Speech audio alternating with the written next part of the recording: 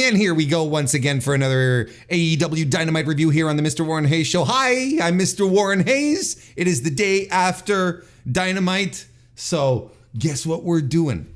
We're talking about it. We're breaking it down. Y'all had your people doing their instant hot takes, they doing their post shows. Me, I give you well-rested, well-adjusted. Oh, that might well-adjusted.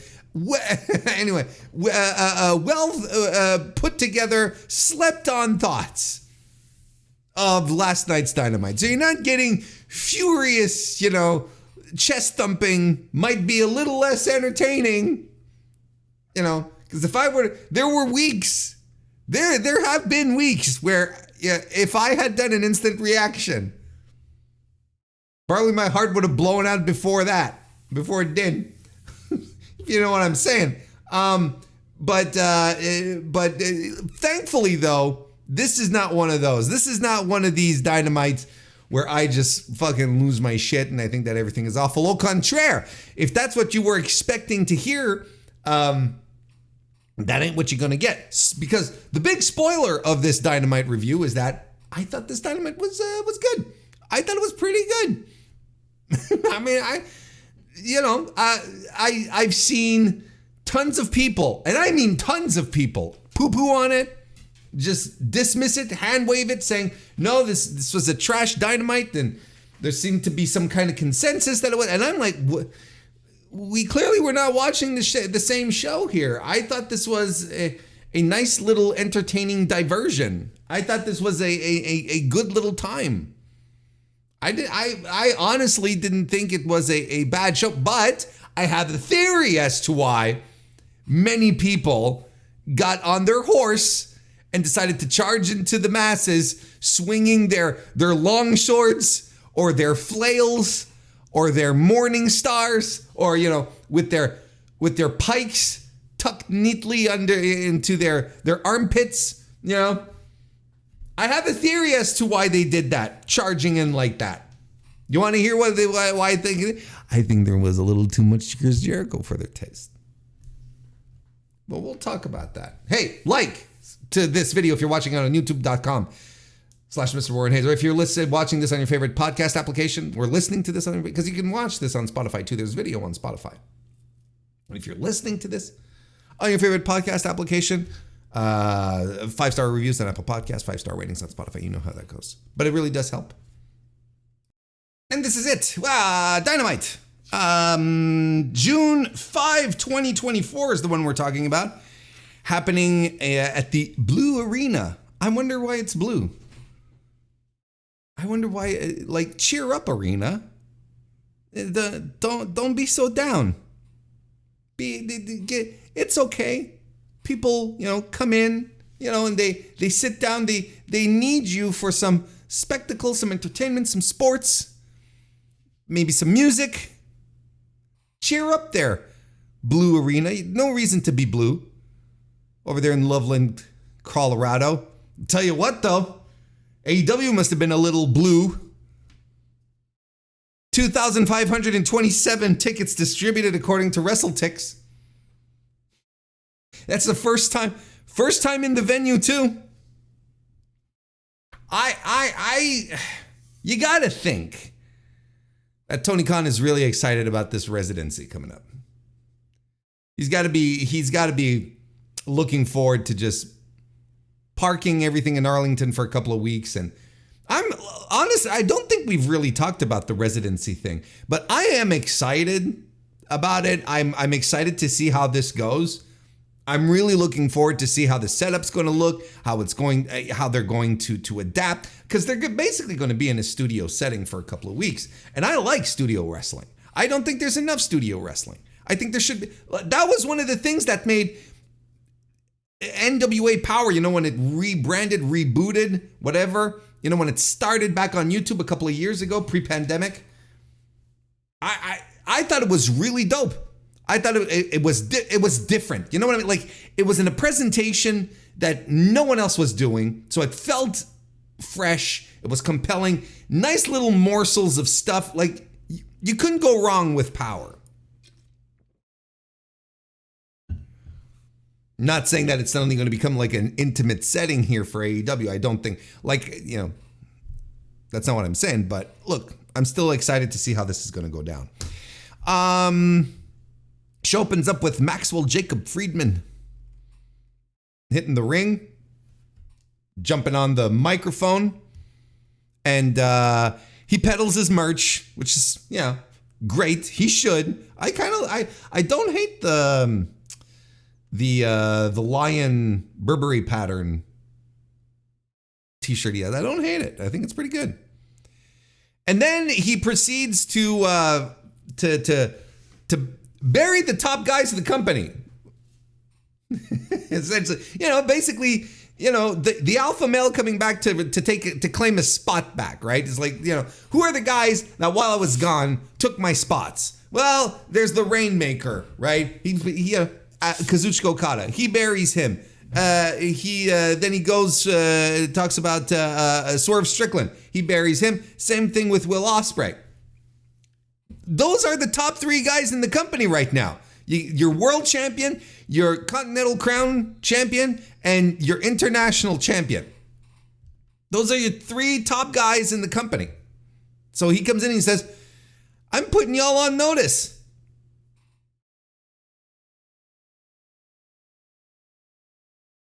Roosh comes in, calls the crowd stupid, filthy, ugly Americans.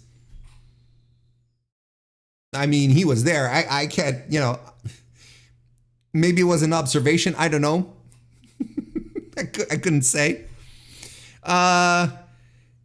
He says Max never shuts up. He says while he's been gone, Roosh has been here working hard and winning. Sure, pal. MJF says, look, here's the thing. MJF sort of segues and he says, I know since Tony Khan's been gone, it's the elite that's been in charge, and maybe Brandon Cutler's running the truck or something like that. He's making, and he said, could you guys hear Roosh, right? And the audience was like, no, he was getting wadded. And I think it's because I didn't double check, to be honest, and no one around me in my usual circles was at the show, so I couldn't outright ask. But I think what Max was basically saying is that there was no audio in the arena. I think that's what he was saying. Or maybe it was just a bit too. Like, I couldn't tell you, but I don't know. And he makes some jokes at Roosh's expense, and he says, look, I'm not going to pretend that I don't know you. I paid you off to take care of Danielson a while back. Good continuity. Thank you very much. Good job. And then he puts him over. He says, look, you were filling out arenas in Mexico before you came here, and then you became Ring of Honor champion. You're a force. And it's okay, cool. He calls him a Nepo baby, and like Roosh is the guy giving his family jobs. It's it's not the other way around. It's not anyway. And he insults him in Spanish, and they have a great pull apart brawl. Look, I thought this was very good. I enjoyed this opening segment from one of the top guys in the company and a highly capable, quite unparalleled mic worker. It was this, look, is this some of Max's best work? No, it's not. I don't think this was his best work by any means, but I thought this was a very good promo segment. I thought this was very good. I have no complaints with it. Outside of, look, trying the edgy, doing sex jokes, but that's his thing. That's just, it's MJF's thing, and he pushes the envelope. And I'll tell you what, I'm excited because he's still sort of straddling the babyface thing, and I'm excited for when they go back full heel with him, because I think full heel asshole MJF it's pristine. There's nothing that comes even close. He's amazing. And then when he does the edgy jokes, then you're like, okay, I get it. And they don't bother me. This has always been his thing. This has always been his thing, tied into his character at a very basic level. I even wrote an article for Voices of Wrestling, what is it now, 18 months ago or something, before the whole brochacho stuff started, where, he was being, he was doing these promos where he was talking about, this girl giving him oral sex, and then they had a car accident and he switched seats and all that, and people got really upset. But I'm like, he's a heel. And and then people started calling, police departments to ask if they had any records of this. And I'm like, Jesus Christ, what is wrong with people? It's a work, it's a work. And what he does straddles that line between good and bad taste. And sometimes it falls into bad taste because he pushes the envelope. And I'm okay with this. And I thought it was a good promo. And there's a lot of people who are grinding their teeth. And I feel like there's a lot of residual from the bad taste that was left in the mouth via the brochacho stuff, which I cannot blame anyone for. I cannot blame anyone for just, being very short-fused when it comes to MJF and his promos, because there was a time that he was just completely insufferable. I was sitting here saying he can be better than what he's doing. Now, was this his best work? No. I still think he can be better than what he did, but that's because the bar is so goddamn high. And that's why, I listened to this MJF promo, and then I see people going and saying, oh, that wasn't very good. MJF kind of sucks. And I'm like, sucks? What kind of universe are you living in? This promo was very good, kind of rocked at moments, had a great finish with the pull-apart brawl. What do you want? Do you want, NXT verbiage? Is that, cadence? You want the robots? You can watch any other North American television show, listen to the promos, and then come back and tell me that this sucked. This is nonsense. Now, if we're saying Max can be better, sure, I agree.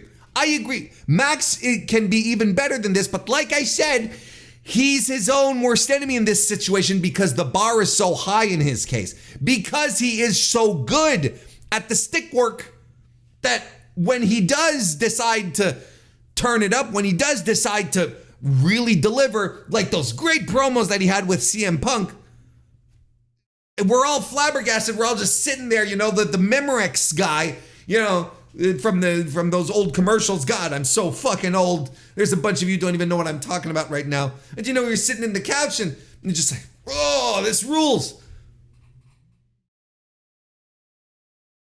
But then to come out and say, no, this was terrible. What a terrible promo. What the fuck? How was that? How was this opening promo a terrible promo? I don't understand. Again, I can understand that you have brochacho PTSD. If you want to call it that way. But goddamn, it did not suck. It was actually very good. And you know what? On top of that, I thought Roosh was great. I thought Roosh was perfect. Comes out and does his thing, and you mess with the bull, you get the horns, which is, I think it pops me. It's funny. There's something inherently funny about it. Like, it's not threatening. I don't know, that there's something every time it pops me. So we'll be getting Roosh and MJF down the line, but probably sooner than later, right? And I guess the question is, on everyone, is when are we going to do it? When are we pulling the trigger on Roosh versus MJF? Oh, Forbidden Door. I'm like, well, maybe, it feels like a TV program. It feels like something you could blow off on television, because MJF and himself, he said in his promo, he said, I'm probably going to be fighting some random CMLL or New Japan guy, right? Something to that effect. And Roosh came out,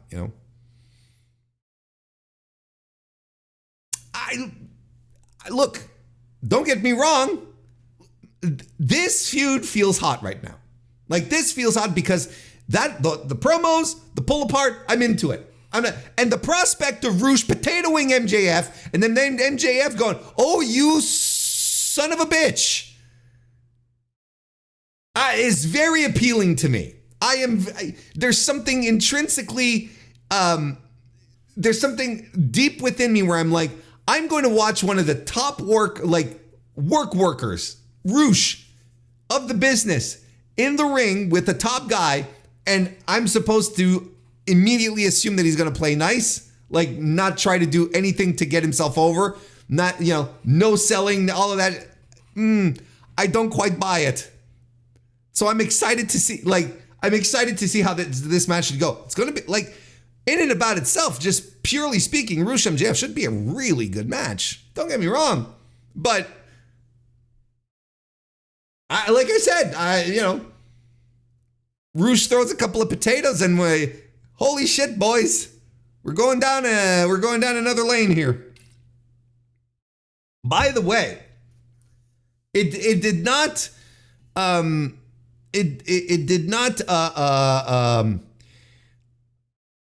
I did not ignore. Oh, well, I'll talk about it in a second, actually. Just to be, Anyway, but Roosh, MJF, I thought it was a very good opening segment.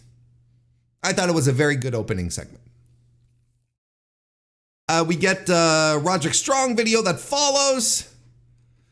Then we get the international title #1 contendership 4-way match, where Rey Fenix defeated Jay Lethal, Kyle O'Reilly, and Orange Cassidy. A good little opener. That was a fun, dynamic opener. You know what I was talking about last week? I believe it was last week or the week before. And I was sitting here telling you what happened to all those great multi-man matches that would open on Dynamites, those great trios matches that they'd have, and just have dudes doing cool shit and, at a fast pace and whatnot. Goddamn. Here we are. They listened to me. Someone on the team in the room pulled up the Mr. Warren Hayes show and played it for the group. And they're like, listen, why aren't we putting on more? So, I mean, this is the kind of match that defined the AEW for the longest time, that made it feel good. I will say I was a little disappointed just a tiny bit, because there was a lot of one-on-one happening in the match. And this is one of the reasons why I don't like multi-man matches, because they usually end up like that. Like, for a long time, you have, two guys get knocked out and they go to the floor, and then you don't see them for like 2-3 minutes while the other two do stuff, and then one of them comes back in and then does stuff. And, there's a lot of that. But it was highly compensated for when the moments that there were multiple guys. When there was 4 of them, they did some really fun, creative stuff too. I don't have many complaints with this match. I think I would have rated it higher if they had not cycled in and out the one-on-one encounters as clearly. 3.25 star for me. Rey Fenix gets the win with a roll up to a big surprise by me. I was a little surprised. Don't get me wrong. I'm excited at the prospect of Will Ospreay versus Rey Fenix. Jesus Christ. I mean, that's cool. We could be doing a lot worse here. Look, you knew it wasn't Jay Lethal. You knew he was probably taking the pin. It was probably him between him and Kyle O'Reilly. And look at Kyle. Little protection for Kyle this week. Not sending him down the path of no return here. I enjoyed this. Now, what I wanted to say before, and I started to change my mind, and I'll bring it up now. It is not lost on me that AAA guys were wrestling on the same show as CMLL guys. I was not lost on that. When I saw Rey Fenix come out, my eyes bugged out, and I I immediately started checking. Hey, did they cancel the CMLL match? It's like, what do we do? But no, like, it was advertised. No, it's happening. It's like, what? So clearly, AEW has been able to smooth things out, has been able to earn the trust of CMLL in this situation, has earned the trust enough for CMLL to be okay with CMLL guys being on the same show as AAA guys. I know Rey Fenix is an AEW guy. So is Penta and Roosh for that matter. These are all they're AEW, but they're AAA adjacent. How about that? Let's use that term. They're AAA adjacent. So I think this is a significant breakthrough. And I don't know who brokered this. Tony, Rocky Romero, combination of both. But see, Tony played nice. He didn't try to screw anyone over. He's being a professional. Well, then they're being professionals with him as well. I appreciated that. I thought that was pretty cool. I don't think this suddenly means that at Forbidden Door we're going to be getting, fucking Vikingo versus Mystico, or something like that. I know Vikingo is injured. Just bear with me for the analogy, right? I don't think that's happening anytime soon. But, if they can coexist on the same show, that's significant. That's a big deal. Probably still can't wrestle each other. There's probably still very clear rules, but maybe CMLL was like, okay, they can be on the same show. But as long as they don't interact, they don't touch, they don't, sure, that's fine. Pretty sure that Tony's able to manage within those rules. Because they have been in the same building, but on different shows, right? We've had moments where we've had CMLL guys, let's say on Dynamite, and then they tape Rampage after, and then on Rampage they have the, let's say they'll have a AAA guy, they'll have like Commander or, the Lucha Bros do some stuff, right? Or vice versa. But they're not the same show. They're in the same building at the same taping, but they're not the same show. So that would work. But now they were absolutely both on Dynamite. So that to me is a bit, and I think Dave Meltzer, I've had a hectic day today. I've been disconnected from the wacky goings on of pro wrestling on June 6th today. I think Dave Meltzer said on his I think he confirmed it on Wrestling Observer Radio that this was something that was smoothed out, and I think he said something to the effect that money talks. So there you go. After the match, Trent Beretta got to the ring, wanted to take on Orange Cassidy, but Kris Statlander jumped in, and she seemed to want to keep them apart. And I'm sitting there going, Orange, don't be a fucking idiot. She just turned on Willow. She eventually, Stoke comes out. She knocks Orange Cassidy out with a punch right in the mush. Willow Nightingale comes out to chase her off. Establishing that, there's affiliations. Yes, there's affiliations, there's associations, but we're not friends anymore. We've got clear heel turns that have been set up here.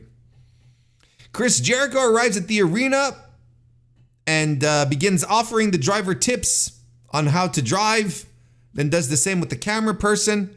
I am going to knock all of this out of the way right now. All of it. Okay? Because we're going to talk about it and we'll be able to move on to the good stuff. As I said when I opened up the review, I feel like a lot of people didn't like the show, thought it stunk, and I think it's due to Chris Jericho. I think there are people who are just like naturally, who cannot stand the man, who are just repulsed by him. who don't like him for his beliefs and whatever the fuck, okay? Like, and I am not going to tell you to like Chris Jericho. You can do whatever you want.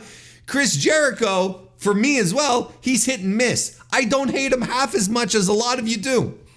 You know, that's fine. And I'm not going to sit here and defend what he did last night, because what he did last night was so long and too much, over the top, and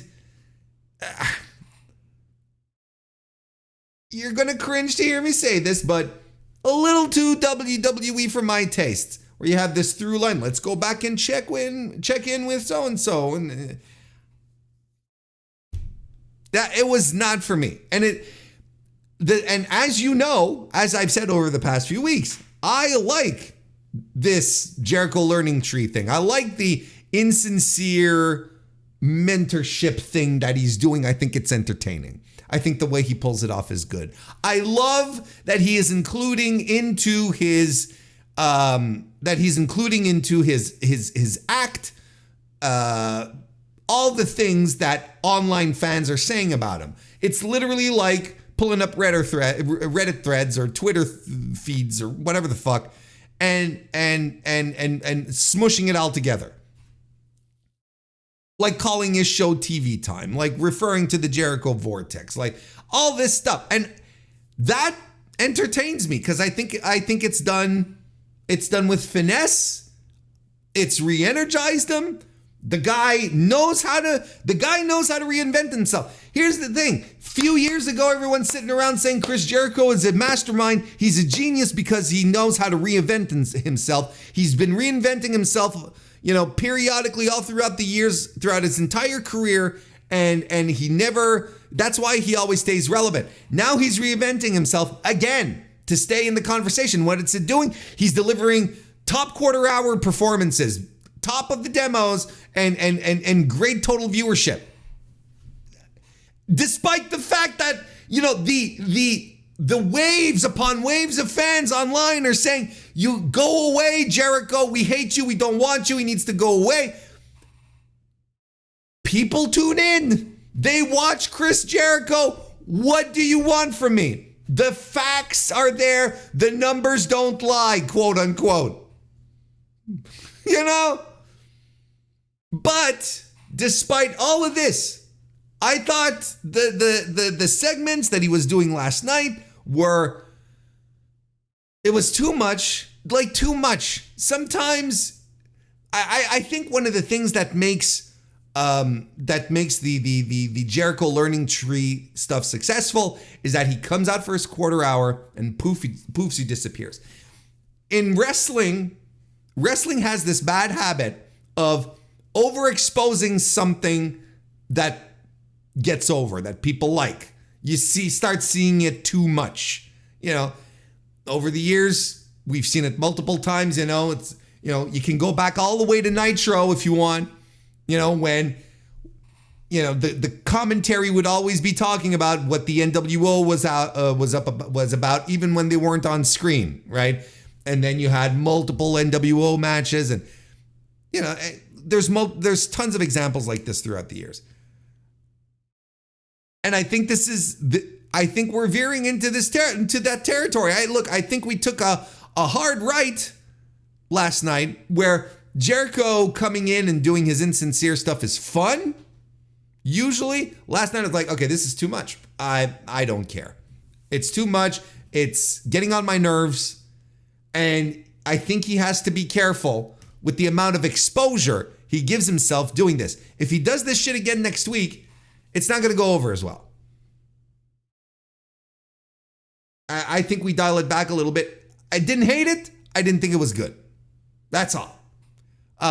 Big Bill was good. Brian Keith, as you know, the serious guy, like the straight man, I guess. You know, the very, you know, the unflappable, stoic character in this is a perfect fit for him. And they did all these things, you know, with Daddy Magic and Angelo Parker offering up unsolicited advice, Private Party as well. Some dude in catering. But were we supposed to know? I didn't know who that guy was. I felt like we were trying too hard. It was too much. And it sort of spoiled the broth here. And I think that this contributed to the reactions online where there was maybe people, the Jericho haters, the irrational Jericho haters. I don't want to call it irrational. You can rationalize your dislike of Jericho for, like I've said multiple times, I don't blame people who really don't like him, just want him off their TVs. I understand that. I get it.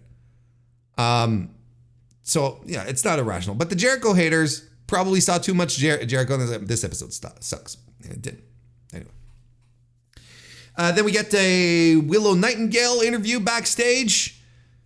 She talks about losing the title, but she's coming after Statlander. And I like this, she's putting the TBS title in the rear view for now because she has immediate pressing issues with her former best friend and Stokely, who she wouldn't trust as far as she could throw him, and boy, she could throw him far or something like that.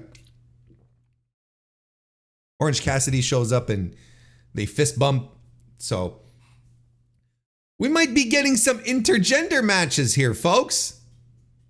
No. Might be getting some mixed tag teams, though. Tony Khan excited about the mixed tag team championships. Remember when he said that? Anyway. Christopher Daniels comes out to announce the creation of another AEW TNT Championship qualifying match, as if this couldn't have been booked ahead of time.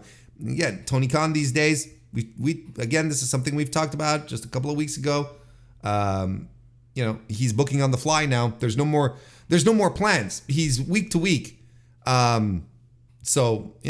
Okay. But I do want to ask this question. What is Christopher Daniels still doing here? And not as in he sucks, he has to hit the brakes. The character, the interim executive vice president, Christopher Daniels. What the fuck is he doing? As far as I understand, right? Tony Khan is officially back. And the Bucks originally, the Young Bucks, of course, the Jacksons, right? That's who we're talking about. They originally took over AEW because Tony had been injured out and they were going to run the show. It was in their contract. But now Tony's back. He drove Darby in to work. He got attacked by Jack Perry, right, at Anarchy in the Arena, right? He was a gorilla position or whatever the fuck they call it, right? And he was doing producer shit, and then on Collision this week he was confronted by Roddy Strong. So you see what I mean when I was telling you a few weeks ago that all of this, was going to eventually be bad, and that I wish the Bucks. I felt like the Jacksons had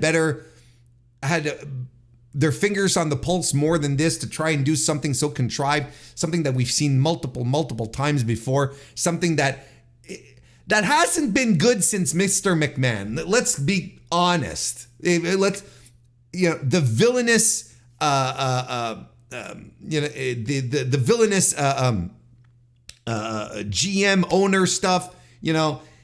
Vince did it, and it set the template, and everyone wanted to be Vince then afterwards, right? And then WWE did that constantly for years, with their heel GMs or whatever the fuck. And it's always the same thing, and then we always end up with things that don't make sense, like this. Christopher Daniels was brought in because Tony was taken out. So what is Christopher Daniels coming out here doing matches? What is he coming out here booking matches, I mean? Why is he doing that? Why are the Bucks still in control? We're going to see the Bucks later, and they're going to have their fucking headsets on calling the show. Isn't it Tony? This helps. This does not help suspend my disbelief. This makes me want to poke holes and stuff. Now I'm paying attention. Now, but for all the wrong reasons. Because all I'm going to want to do now is just like tear this shit apart. It's like, this doesn't make sense. And it's going to continue to not make sense. And it's probably going to end with, a match where, ownership of AEW is going to be on the line. And I'm going to gag when we're going to hear this. Like, you can practically see this coming. Or the Jackson's EVP positions, right, will be on the line. Or some stupid bullshit like that when they're, if they do that, they better fucking no longer have the tag team titles. Anyway, I don't get it. I don't understand it. Why is Tony still around? Why is Chris Daniels still around if Tony's around? Why are the Bucks still running the show if Tony's around? Unless there's some bit of lore that was posted, on AEW's Truth Social account. But they don't. I don't think they do. Do they? Probably not. My point being is that maybe there's a bit of lore that was posted somewhere very obscure that I haven't seen to explain it.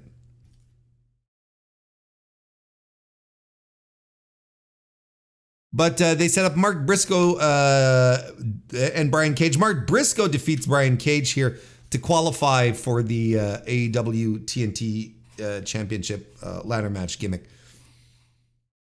Mark Briscoe is the Ring of Honor World Champion. We're going to leave it at... You know what? It's kind of weird. What does he do? Shouldn't he be going for world titles? He's a world champion. Or is it just me? I mean,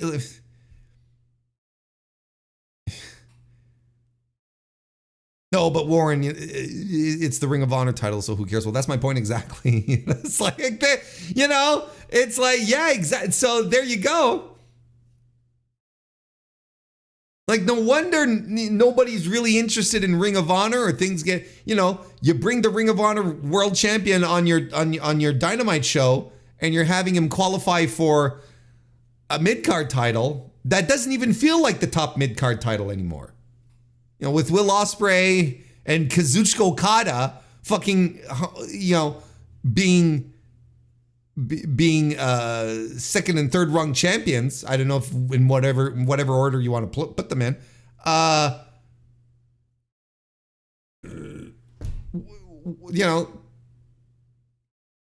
TNT title isn't at the top in any way, shape, or form, and it's not high on the pecking order. Let's put it that way. And you're having a world champion challenge for it. It's okay. I mean, I know why they put. Don't get me wrong. I know why they put Mark Briscoe in the ladder match.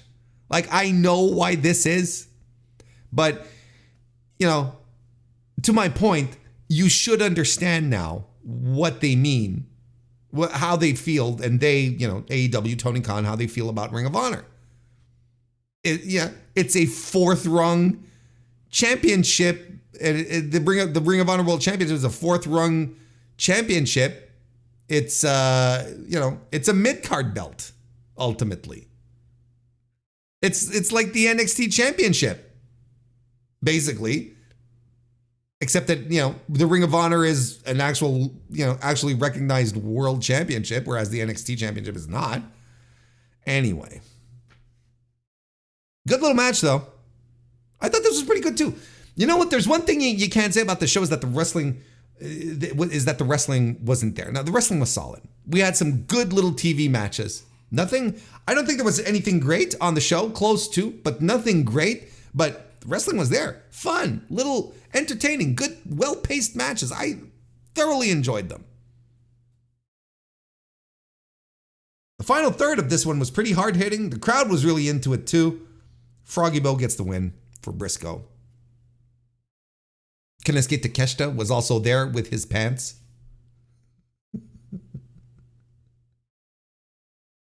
He was also there with his pants.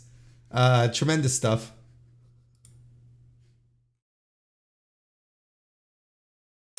After the match, also, Jack Perry cuts a promo he was watching on TV backstage. And he says, no one sacrifices as much as he does, and yada, yada, yada, blah, blah, blah. But, listen, hey, I'll tell you what. This is a guy that before his suspension, we're all like, we'll see how, what AEW is capable of doing this, but promos are not his strong suit, and his promos stink. His promos are... And this guy, he's done a complete 180 on his promo work. Is he one of the best promos in the company? No. But you're in a company where you have some of the best talkers in all of professional wrestling. Is he a good promo? I'd say so. I think he's very solid now. I don't think he's the deer in headlights stumbling over his words guy anymore. No, it's trying to find his personality. Trying to remember his lines as he's talking. You know exactly what I'm talking about. If you imagine, the old Jungle Boy promos, they didn't give him much promo time, but when they did, you'd be like, we got some work to do here. So, as far as, the pillars, right?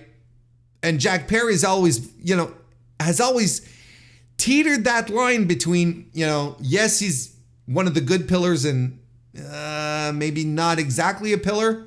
And he's leaning more into the, okay, this guy's actually good. He's going much more for that. Darby, I think, has been transported completely to the other side. MJF is fine. Sammy, I think Sammy's a lost cause. That's another discussion for another time. We're not talking about people who weren't on the show tonight. Samoa Joe and Hook are backstage. Then the Jags, the Tony Nese, the Ari Daivari, and Mark Sterling, they show up. Tony makes fun of Hook's physique, and Hook tells them, I think Tony said, all these years and you still look like that. And Hook said, all these years and you still can't win a match. Yikes. I like that. But they try to bait Hook into a fight, and Joe's like, no. No, let me tell you something, son. He didn't say that, I'm paraphrasing, but this is what he meant. When the Job Squad shows up to pick a fight, you don't fall into their trap. It's on our time, not their. These guys are jabronis. They're losers. We're gonna take care of them on our time. It's not on their time. Okay, they clearly want to give Hook the tough guy aura. We just might. I mean, pairing him up with Samoa Joe. That makes a lot of sense to me. Then we get more Jericho stuff. We've already talked about it. We're moving on. Then the Acclaimed show up to make their entrance, and then the Young Bucks pop up on the Tonytron, and they cut the music. They cut Max Caster's rap, and they say, "Oh, we're cutting your segment. We're pressed for time." And that's the most babyface move that the Bucks could do. What are we doing? And then later on, the Acclaimed confront the Bucks backstage. So we're going to get a match between the Young Bucks and the Acclaimed. And okay. I really feel like the Acclaimed is a stale act. The Acclaimed would absolutely benefit, unless they do a reinvention a la Chris Jericho. If you want to keep the scissor shit and all of that, they need to go off TV for just a little while. Make people miss them, then bring them back. I think it's a cold act now. Renee Paquette is with Swerve Strickland backstage. Who puts over his match against Roderick Strong later on in the main event. And he says, the next time Team AEW gets assembled, you don't forget the AEW World Champion. I'm like, sure. Yep. There you go. I feel like Swerve has been finding a groove for his championship aura. I don't think it's perfected yet. But this promo was a step in the good direction. His match, we're going to talk about it, it was a step in the good direction. Like, everything is sort of coming together now, I feel. We're not quite there yet. But we're getting there. It was good. The Blackpool Combat Club, Bryan Danielson, Jon Moxley, Claudio Castagnoli, and the returning Wheeler Yuta defeat the CMLL guys. The that's not a trio. 4 people is not a trio, Warren. The squad, how about that? Volador Jr., Esfinge, Magnus, and Rugido. This match was a hoot. It was just a hoot and a holler, as to be expected. You know, and I kind of like this idea that they were putting over on AEW on commentary that, you know, the BCC went to CMLL and they're not liked in CMLL, and that's why we're still, you know, it's Forbidden Door season. I also like that. I like this idea that once a year in this time period, we're getting all these guys coming in who don't necessarily need an invitation or a real reason, like a real clear reason, like a clear feud. They just want to come in here and fuck some people up. And it only happens once a year in Forbidden Door season. And I like that. I thought this was very good. I thought Volador Jr. looked great. He had these great exchanges with Claudio. Claudio was just everyone seemed to be having a good time. And I'm really glad Wheeler Yuta is back after his injuries, his head injuries. I hope things settle and he's able to get back to doing what he does best. And a lot of people were upset that, you know, why wasn't he stripped of the Pure title? That's actually a really good question. Like, they instantly stripped Adam Copeland. But then again, I think it sort of attaches itself to what I was saying earlier about Ring of Honor and how people feel about Ring of Honor, or how AEW feels about Ring of Honor. They don't care. I think if they did care, they would have stripped them. But it doesn't matter. The Pure title, they didn't give a shit. Yuta gets the win on Rugido with the seatbelt. I like this. Y'all know I like the luchadors on AEW. I think it's great. Y'all should be watching CMLL regardless. I'm telling you. If you enjoy AEW, I'm convinced you will love CMLL. And it's no nonsense, straight to the point. Guys hitting the ring, gals hitting the ring. They do their match. They do great flippy shit. They do some spectacular stuff, some great wrestling, and they, you know, thank you, good night, we go home. Maybe shave a head or unmask once in a while. And it works. It's just, and it's great booking. It's smart, well put together. Daniel Garcia has a video package. Good video package, I should say. Very good. Walking down his career path. With the accident and so on and so forth. Shout out Brandon Thurston, who showed up on a photograph. On AEW television. Brandon Thurston, WrestleNomics. Making his AEW debut. Garcia's on the... You know what? If I'm... well, we'll talk about this later. I mean, I don't want to extend this too much. I am also on a schedule today, so Warren... Don't be stupid. But we'll talk about Daniel Garcia and his prospects moving forward, because I think they're clearly setting him up for something. We get the Young Bucks with the Acclaim stuff. We talked about it. But then the Patriarchy meet with the Young Bucks backstage. They have an agreement where they would like Christian Cage would like the Patriarchy to be dressed in gold, and the Bucks said, "Look, we're gonna try. We tried to put gold on our guy last week and it didn't work out. So, you know, we're going to do our best here. We got each other's backs. You scratch mine, you scratch yours." You can tell it's an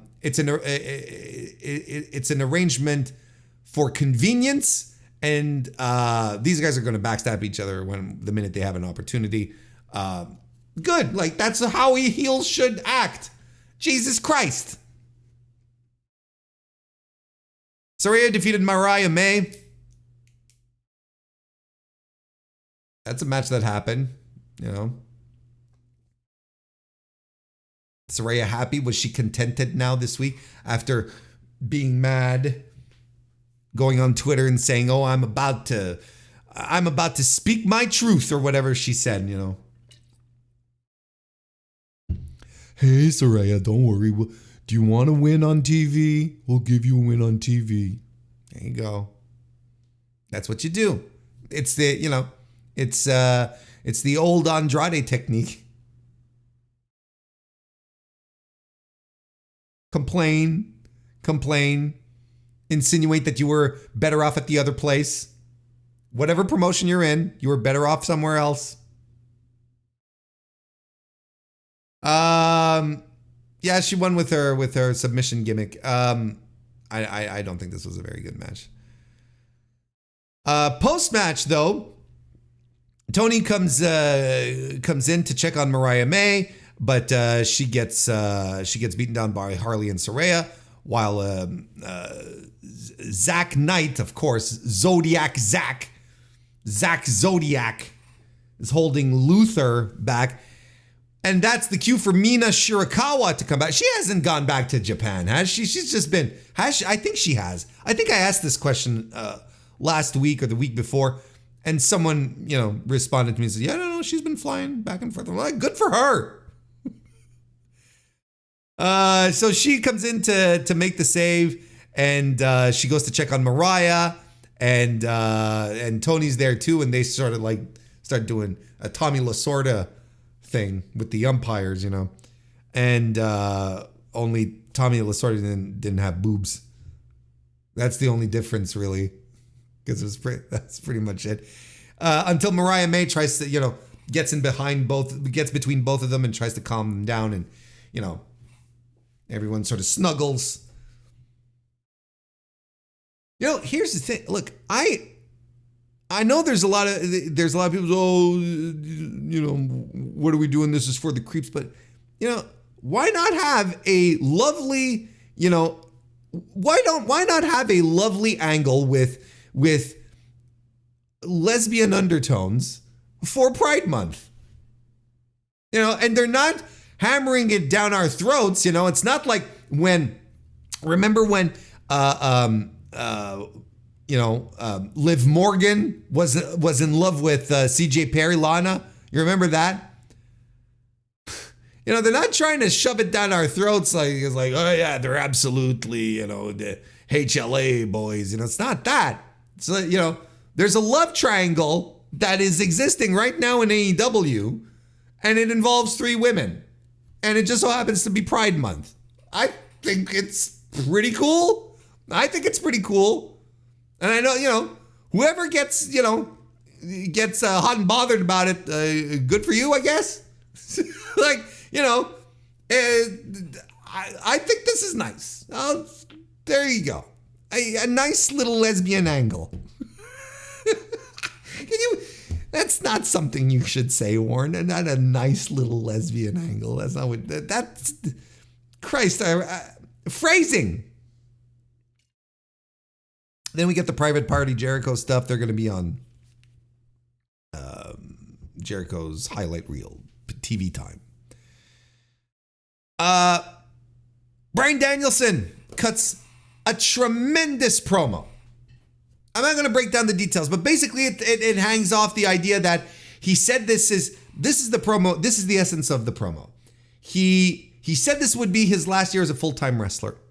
You know, he and it's inspiring to see Wheeler Yuta make his comeback, and in all of this, he's seeing his own future and his own, you know, path right now, and he's been losing all of his big matches, right? Lost the Continental Classic, lost to Okada, losses and losses and losses, right? And losing Anarchy in the Arena was kind of like the one where he's like, okay, I'm done, but he's inserting himself into the Owen because he wants to win the Owen to win the AEW Championship, and he says this might be my last shot. Is it my best shot? Maybe it might be his best shot, but it's his best shot. That's what he said, and he's gonna go out on top. And listen, for a guy who just last week I was sitting here going, we're probably getting Swerve and Ospreay at All In again, and I'm rubbing my hands together. It'll be great, a rematch, and so on and so forth. Now I'm not so sure. Danielson did just enough work here for me to go, okay, this is an absolutely plausible path to go down here, where Danielson could absolutely win the Owen, beat Ospreay, and then goes and maybe even fights Ospreay, in the main event. Who knows? Like that. Now there's a lot of possibilities. Now this booking is really interesting. Now we're getting into the nitty gritty of stuff. This is pretty fucking dope. Now, because right now we have a bunch of plausible scenarios for Swerve, and we don't know which one. It's not a clear path. Like it is plausible for Swerve to hold on to the title at Forbidden Door, just like it is for him to lose it. It's plausible for Will to take the title off of Swerve at Forbidden Door, just like he might not. And he could win it he could win the Owen and win at Wembley. But now Danielson's in here, and I'm like, okay, this is actually fucking exciting. Now, I know there's a lot of people who are very excited at the idea, the concept of Nigel McGuinness fighting Bryan Danielson at Wembley at All In. And I understand why. Because and even if you've only watched AEW and you've never seen Danielson and McGuinness go at it, back in their heyday, although Danielson's entire career has been a heyday, or at least before McGuinness was sidelined with the injury, there's I think it's normal that you feel excited about this. But I'm going to come in here a little hot. Is this a waste of Danielson at All In? Is this a waste of Bryan Danielson at All In? Having him fight McGuinness at this huge show where Danielson could be in any other spot with any other person. Nigel McGuinness, a guy who hasn't wrestled in 13 years. He's 50 years old. I know Danielson is I think he's the greatest North American wrestler to ever do it. Do you think that he has the chops to carry a rusted, broken dude like McGuinness to a tremendous match at Wembley? I'm just throwing that out there. Nostalgia is great in pro wrestling, and it's one of the things that it's one of the foundations of pro wrestling, right? Thinking about the past, how great things used to be, all that stuff. I think people still assume Nigel is Nigel, but Nigel hasn't been Nigel for the better part of 15 years or so. He hasn't wrestled. He hasn't been cleared. It's like, I don't know what people want out of this.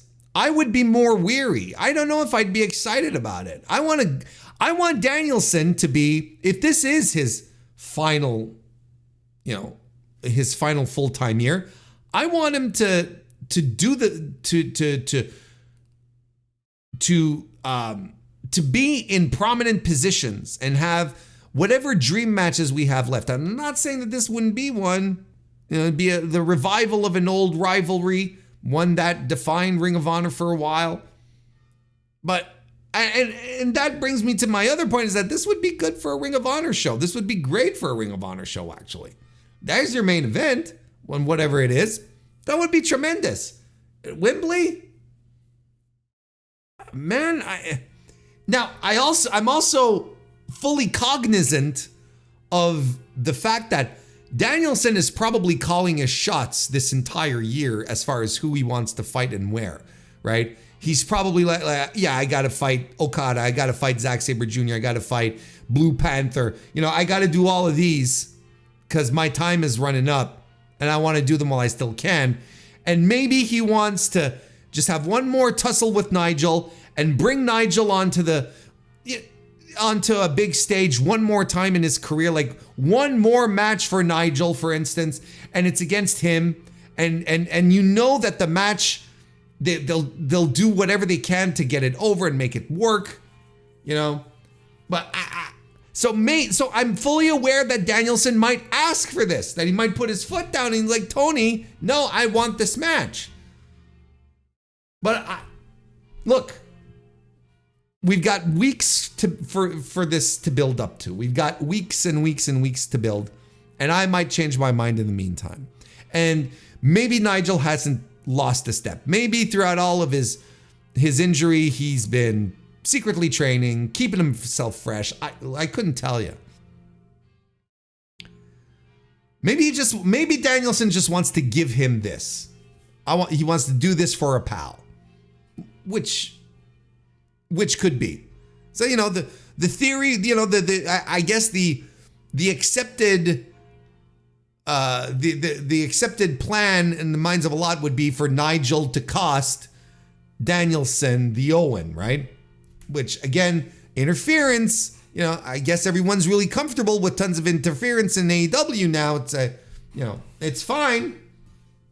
I know it's had look. I know there's always been interference in AEW, but you know what I mean. I still have some PTSD from Double or Nothing on that front. So give me a couple of weeks to heal up from that. I don't know.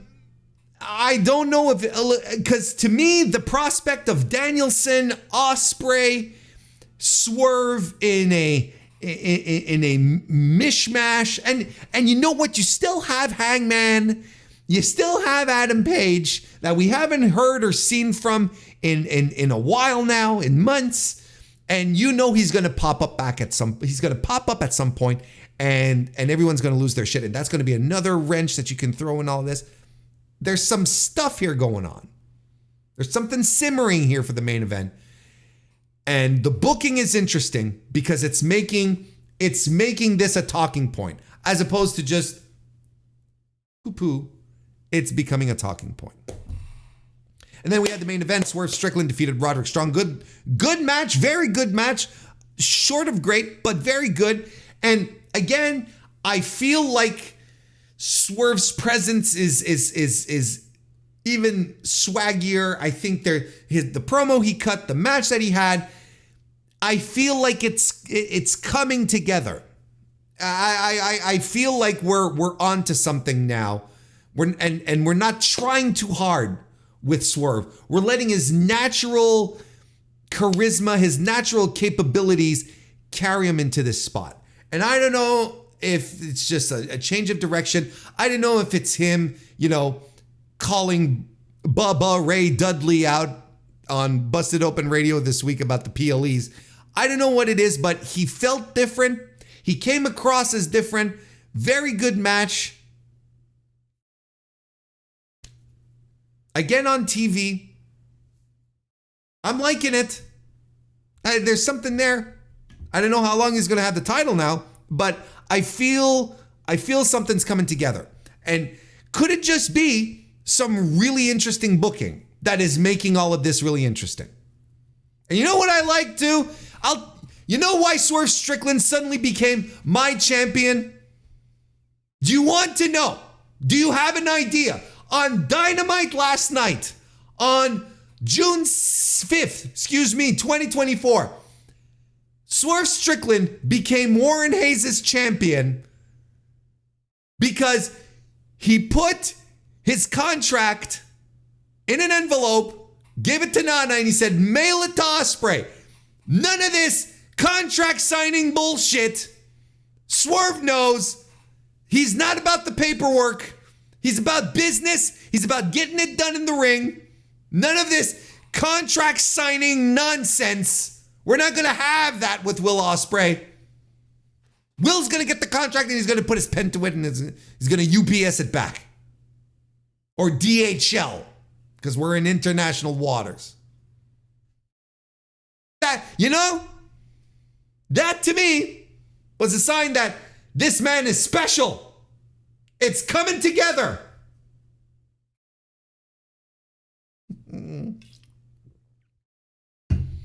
There you go. Good episode of Dynamite. I mean, you saw what I didn't like about it, and I thought there was more good than bad. Lots of stories being set up. MJF's opening promo, he's got all these people lined up, and Danielson just throwing his hat in and creating this extra little layer to this championship feud we've got going, right? We set up a match for next week. We've got a guy for the TNT title ladder match added in. Things are coming together. I thought it was a good show. Great note, but a good show. One that I was thrilled to be able to share with you today and give you my thoughts on. But we are going to wrap up this review for today. Thank you, everyone, for listening and watching. One more pitch for a like or a subscription here on youtube.com/Mr. Warren Hayes, please. Or a 5-star review on Apple Podcasts or a 5-star rating on Spotify. All of that stuff would be tremendous. I will be back on Tuesday for another edition of the Mr. Warren Hayes Show, recorded live here. We're back to doing them live, baby, 7 p.m. Eastern. Be sure not to miss it. Thanks again for being here. Have a great rest of your week, and I'll see you next time.